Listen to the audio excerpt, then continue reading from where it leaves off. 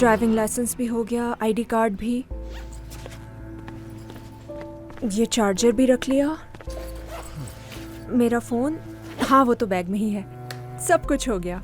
अभी सब कुछ नहीं हुआ है मेरी जान। ये सैंडविच और ये कॉफी रास्ते के लिए, ताकि तुम्हें नींद ना आए।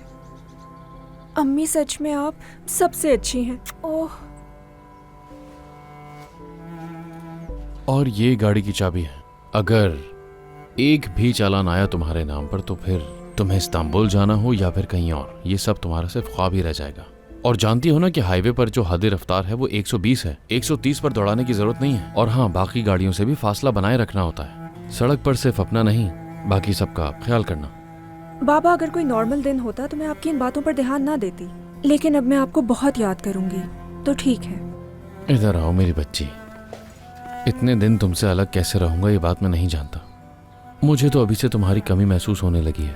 अच्छा तुम नहीं जाओ ना, मेरी गाड़ी भले से अरे रख लो तुम, बाबा। लेकिन जाओ मत। कैसे रहूंगा मैं? मेरी तरफ तो मत देखो। तुम दोनों जानते हो कि मैं इस बारे में क्या सोचती हूँ। इस तरह से अलग अलग शहरों में रहना तो मुझे बिल्कुल पसंद नहीं। ये सब कुछ आप दोनों की वजह से हो रहा है, आपको अंदाजा है ना?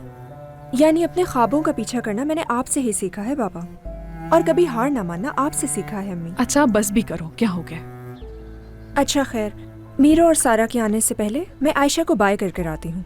इंशाल्लाह एलिया उस एग्जाम में पास ना हो। आमीन। अरे मैं गई नहीं हूँ अभी।